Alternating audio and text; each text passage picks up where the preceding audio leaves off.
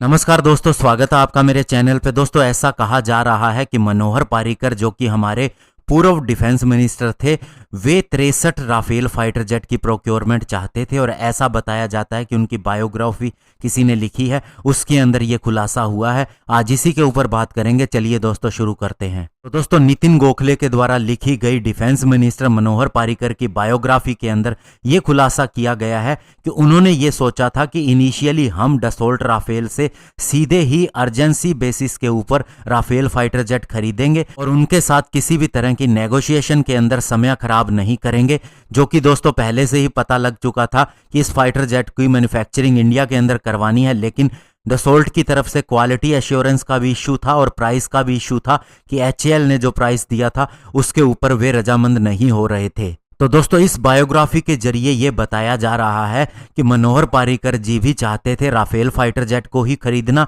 और किस तरह से इसकी एक्विजिशन की प्रक्रिया भी शुरू हुई और शुरुआत के अंदर वे 63 Dassault Rafale fighter jet France से डायरेक्टली खरीदना चाहते थे। लेकिन कैसे ये डील 36 तक चली गई, इसके बारे में अभी भी कोई क्लैरिटी नहीं है। और इसके अलावा दोस्तों, ये भी कहा जाता रहा है कि जब इंडिया फ्रांस से डसोल्ट से राफेल फाइटर जेट खरीदने की डील कर रहा था तो उस समय डसोल्ट की फाइटर जेट बनाने की कैपेबिलिटी इतनी ज्यादा नहीं थी और फिर उसे जब इजिप्ट से और कतर से भी राफेल फाइटर जेट का ऑर्डर मिल गया तो उसके बाद में उसे और ज्यादा समय चाहिए था इंडिया को फाइटर जेट डिलीवर करने के लिए। और यही कारण हो सकता है कि इंडिया ने 63 से सीधा ही 36 राफेल फाइटर जेट को मंजूरी दे दी थी। और साथ ही दोस्तों, डसोल्ट ने जो डिलीवरी का टाइम दिया था वो भी काफी ज्यादा लंबा था। लेकिन दोस्तों, ओवरऑल समझने वाली बात यह है कि 36 फाइटर जेट खरीद के हमने अपने आप को थोड़ा सिक्योर भी कर लिया और साथ ही दोस्तों 36 और राफेल फाइटर जेट के प्राइस में ही अगर हम इसकी